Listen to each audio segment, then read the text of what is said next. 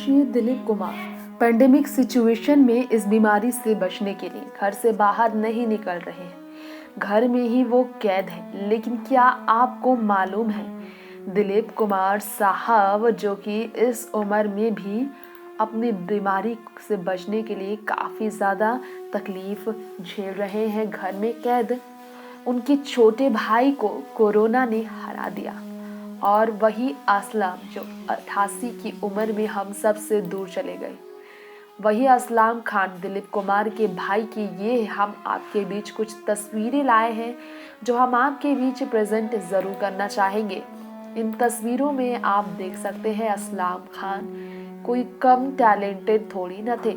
असलम भी दिलीप साहब की तरह बहुत बड़े टैलेंटेड शख्सियत थे और उन्होंने भी अपनी पहचान काफ़ी ख़ास बना रखी थी।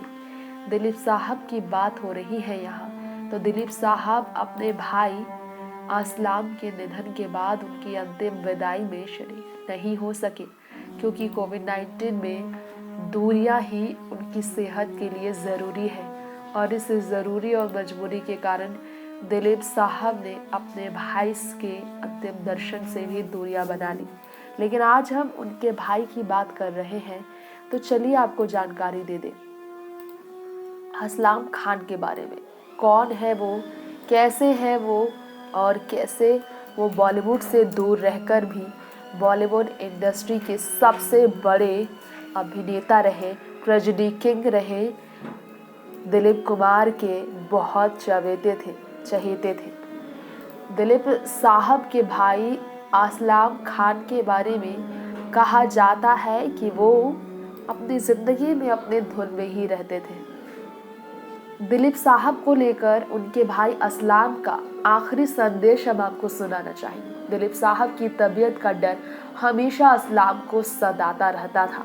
छोटे भाई असलम जब देहरादून में थे, 78 साल के असलम को बड़े भाई एहसान यानी कि दिलीप साहब की नासाज तबीयत का ख्याल बराबर सताता था।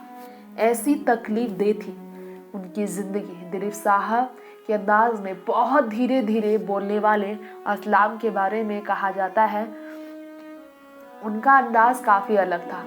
दिलीप के 12 भाई बहनों में एक असलम साहब थे। साल 1933 में परिवार के पेशावर में मुंबई शिफ्ट हो जाने के बाद उनका बचपन वहीं गुजरा था।